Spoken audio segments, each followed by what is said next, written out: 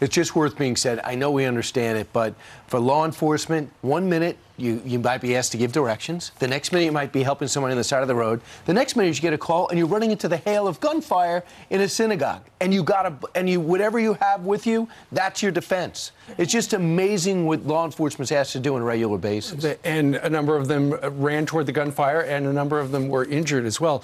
When you look at what happened there in Pittsburgh, it is just so disturbing because murder in a holy place. I mean, it was there for, I believe, a bris where so many innocents were gathered in prayer. Steve, was it a naming ceremony? I think it was.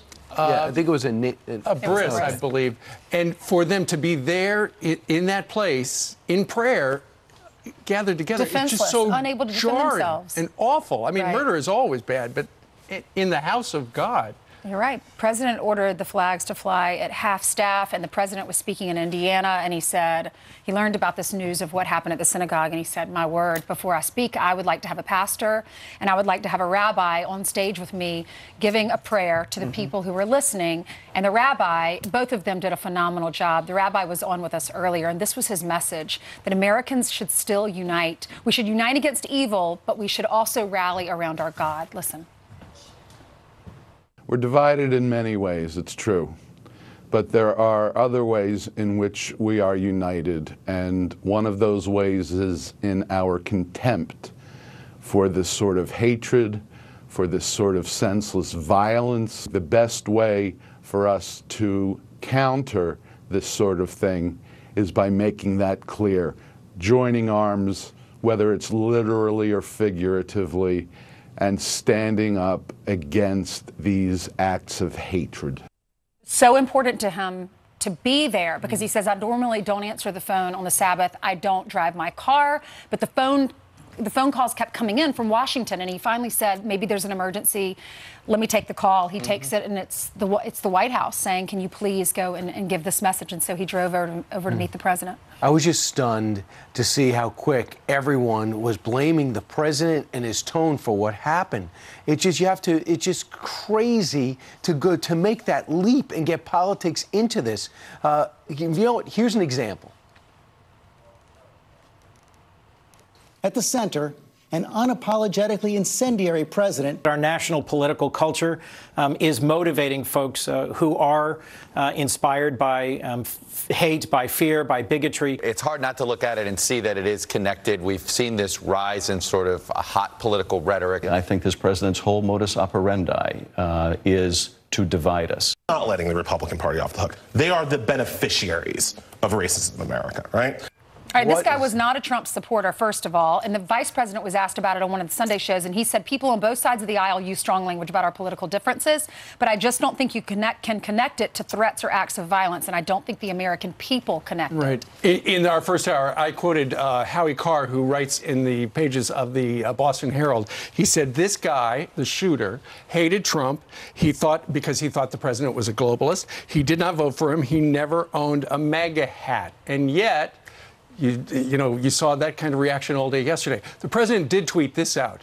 He said the fake news is doing everything in their power to blame Republicans, conservatives, and me for the division and hatred that has been going on for so long in our country. Actually, it is their fake and dishonest reporting which is causing problems far greater than they understand. We're going to talk to Kellyanne Conway, Counselor to the President, about that at 7:30 this morning.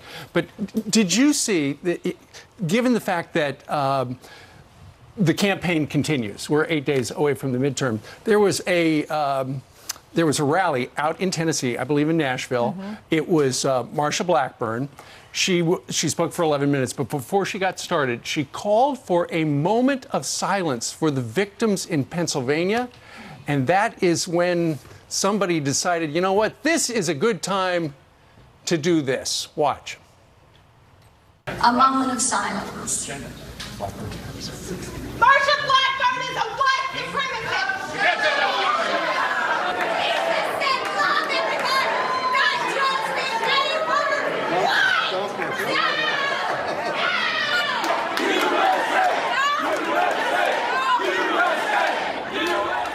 Unbelievable. If you have a point of view, obviously it's not Marsha Blackburn's.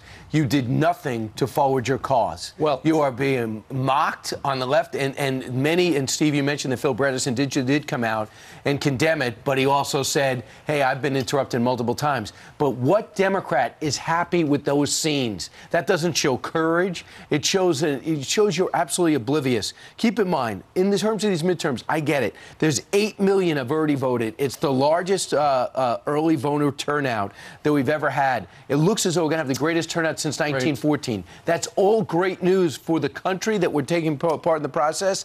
This is not taking part of the process. Of those protests we saw, there was only one during the moment of silence. And afterwards, Marsha Blackburn said, how despicable that you cannot even have a moment of silence. In all, for instance, that person right there, 7 protesters were forcibly removed from this particular rally for Marsha Blackburn.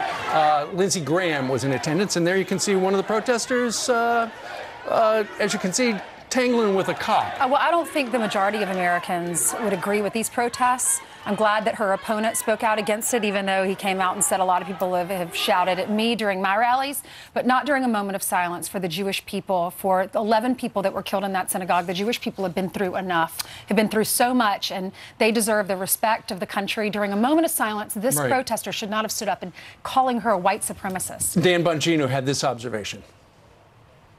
We're supposed to take civility lessons from this radical far left. It's a fringe group of people that do really dumb things. But I expect today the Democrat Party, and especially the Democrats in Tennessee, where that race is happening, to loudly denounce this kind of absurd, outrageous behavior in the name of civility. This happens all the time. That's just the wrong thing to do. I just a quick note also on the midterms. The president's going to be quite busy. It was been pointed out that he's not going to Pennsylvania, Wisconsin, and Michigan with their House races on.